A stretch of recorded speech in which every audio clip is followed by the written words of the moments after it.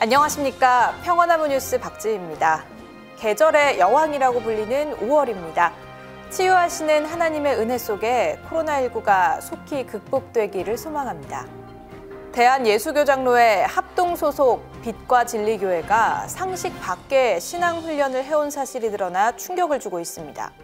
이 교회 리더가 되기 위해서는 극한의 고난을 자초해야 했습니다. 예컨대 망우리 공동묘지에서 매 맞기, 자신의 대변을 먹기 등입니다. 이 과정에서 훈련 중 뇌출혈로 쓰러져 1급장애 판정을 받은 교인도 있었습니다. 이 교인은 지금까지 재활병원에 입원하고 있습니다. 밤 11시부터 시작해가지고 새벽까지 이루어지고 잠을 거의 못 자는 거예요.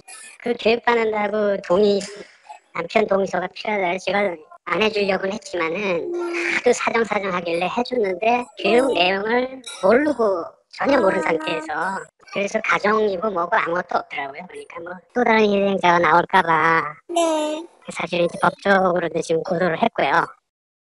한편 뇌출혈로 쓰러진 교인이 발생해 촌각을 다투는 상황에도 교회는 앰뷸런스를 제때 부르지 않은 것으로 파악됐습니다. 가서 쓰러져 계셨고 의식은 조금 있었는데 제가 보기에는 상황이 되게 다급해 보여서 119를 바로 불러야 될 것 같은 상황이었거든요.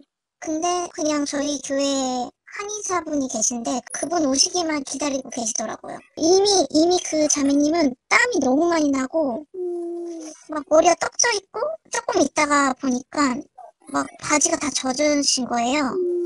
바지를 구해와라, LTC한테 구해와라 이래서 바지를 막 갈아입히고 리더들이 그런 식으로 하다가 막 발이 차다, 뇌경색이다 이렇게 한의사가 얘기를 하니까 그제서야 이제 조교 리더도 뇌경색이 왜 오는 거냐, 자기네들이 지혜 있다고 리더급이 되신 분들이 이런 위급한 상황에 이런 대처가 이 정도밖에 안 되나 이제 저는 그런 생각을 했거든요.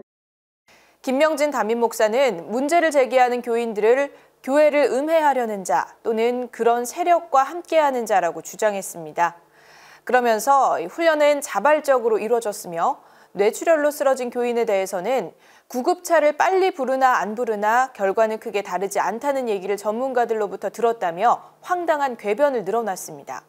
만약에 우리 교회가 25년 됐는데 그게 문제가 됐다면 벌써 문제가 됐죠. 우리 교회를 음해하려고 하는 세력들에 의해서 그들이 내부자들이잖아요. 우리 교회가 이렇게 순수하게 목회를 해오면서 생긴 이런 이야기들을 누구보다도 잘 알고 있는 거예요. 크리스천들이 핍박이 없기 때문에 그래서 자기네들이 그런 거 의도적으로 핍박을 받아보겠다는 마음으로 그렇게 훈련을 간단하게 한 것뿐만 아니라 그것들을 우리가 의도적으로 해라 이런 것도 아니고. 앰뷸런스를 조금 일찍 부르셨어도. 예? 앰뷸런스를. 제가 그래서 전문가한테 여쭤봤어요. 네. 그랬더니 만약에 앰뷸런스를 일단 일찍 부르나 안 부르나 사실은 그거는 미미한 차이래요. 그거 제가 그 신경외과 전문가한테 여쭤봤다니까요. 김명진 목사는 의혹 제기 자체가 부당하다는 입장입니다.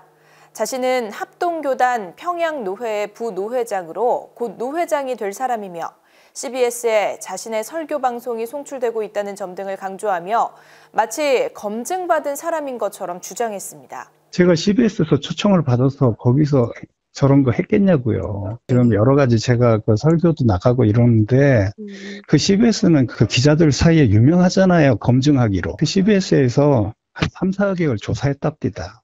그러나 CBS는 평화나무 보도 직후 김명진 목사와 관련한 모든 영상을 내리고 향후 출연자 검증을 철저히 하겠다고 밝혔습니다.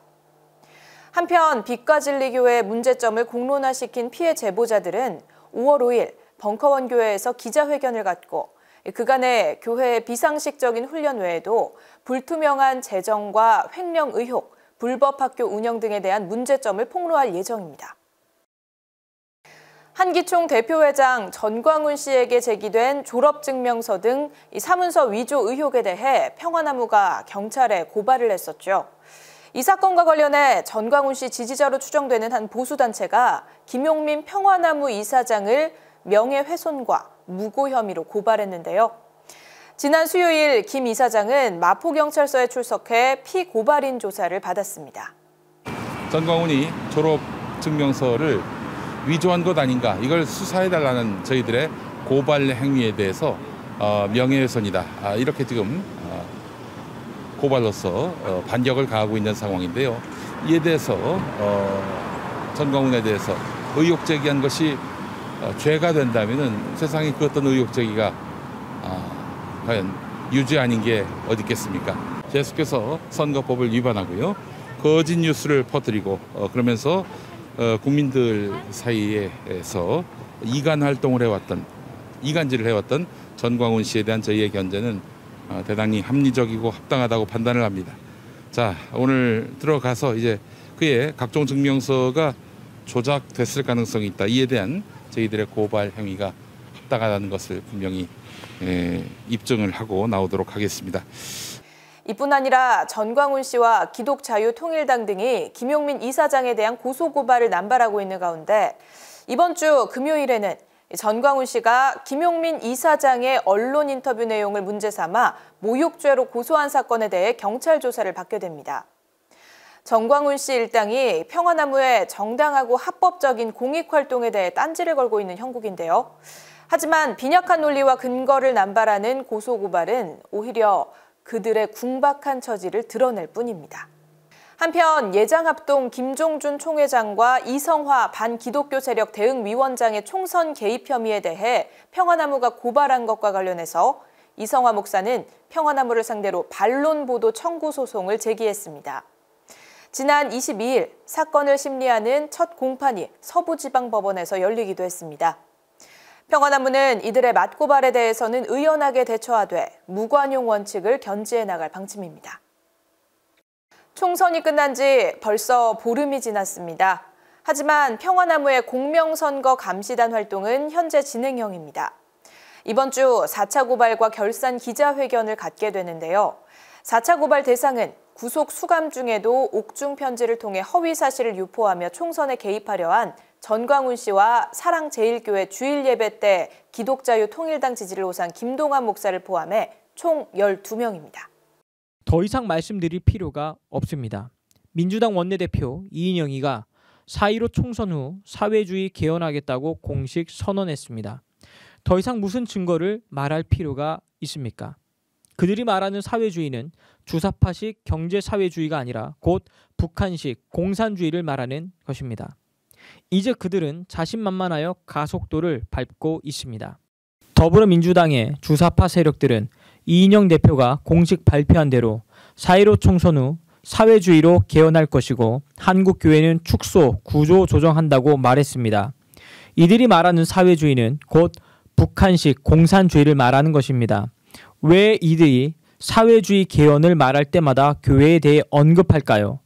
교회가 그들의 가장 걸림돌이 되기 때문입니다. 특히 민주당 원내대표 이인영이가 4.15 총선 후 사회주의로 개헌하고 이를 저항하는 교회는 구조 조정하겠다고 한 말을 모든 국민들에게 꼭 알려주십시오. 하루에 10명 이상에게 꼭 전파해 주십시오. 자유 대한민국이 급격하게 사회주의길을 걸어가고 있는데 김정은이 미사일을 펑펑 쏘대고 있는데 안보가 커다란 구멍이 뚫렸는데 차별금지법을 통과시키겠다고 정의당이 대놓고 공포하고 있는데 내일 4.15 총선에서 자유우파가 승리하게 하시고 우리 기독 자유통일당이 크게 선전하여 원내에 진입하게 해주시기를 주의 이름으로 축원합니다. 기도하겠습니다.